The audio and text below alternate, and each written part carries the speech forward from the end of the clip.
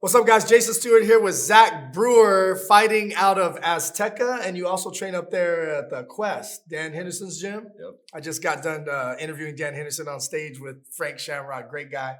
So tell us a little bit about how you got into martial arts. So basically, I was on a trip abroad for a year.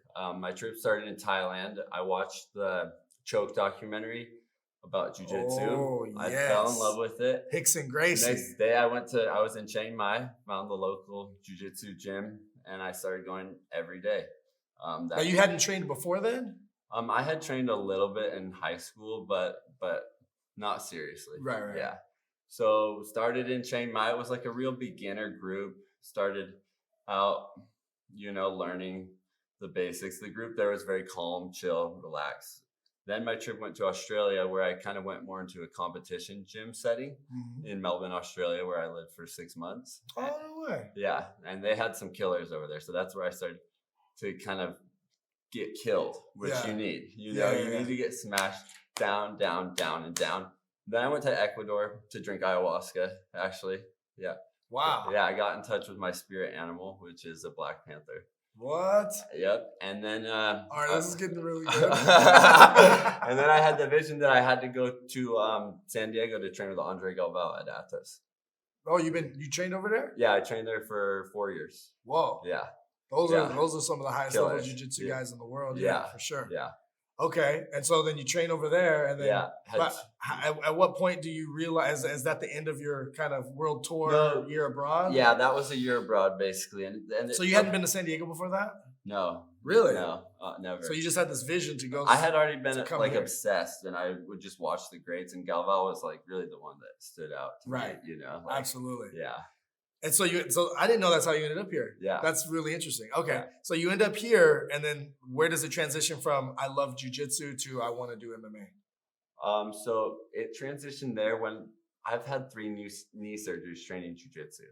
Yeah, which most people don't know, and thank God I made a full recovery and I'm good to go. But I see MMA in a sense as being safer to your joints and ligaments. I've heard a lot of people say that. Yeah. I've heard a lot of people say, like, I always thought that, Muay Thai and the striking was more dangerous than the jiu-jitsu. And, I talked to some like champion Muay Thai guys, and they said, I started really focusing more on Muay Thai because I kept getting injured in jiu-jitsu. And they're like, I'm badass in jiu-jitsu. Like, I'm a high level purple belt or I'm a brown belt. Like, don't get me wrong. Yeah. But I get injured less punching and kicking other people in the face, which is interesting. Yeah. So, so you got into MMA to kind of save your joints, save your body in a sense, and kind of like add some variety to your training. Yeah, and like just going back to the Choke documentary, it's just in the Choke documentary you see how basically jiu-jitsu was formed and made very famous by dojo storming, where they would literally say, "All right, we'll take one of our guys from jiu-jitsu. We're gonna come over to your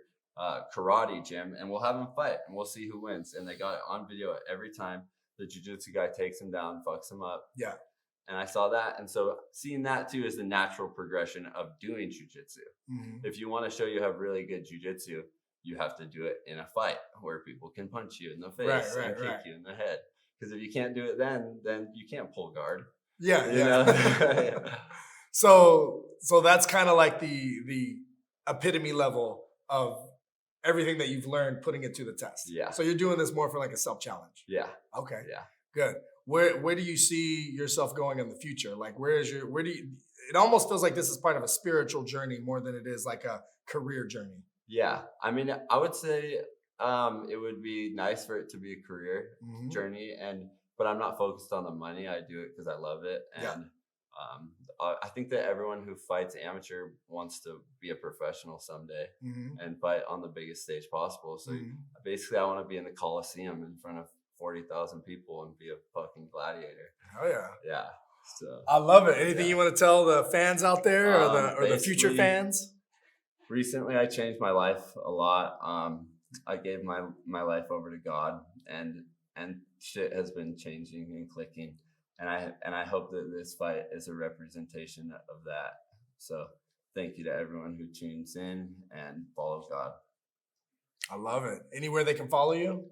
Yeah, you can follow me at Zachary Aiden. Aiden with 3 N's. AIDANN. I love it. May 12th. This actually is his first rodeo. He's going to be in the cage for the first time, challenging himself with all the skills that he's been accumulating from all over the world. We can't wait to see it. We'll see you there, epicfighting.com, Epic Fighting on Instagram, and of course, epicfightinglive.com to order the pay-per-view. I love it, bro.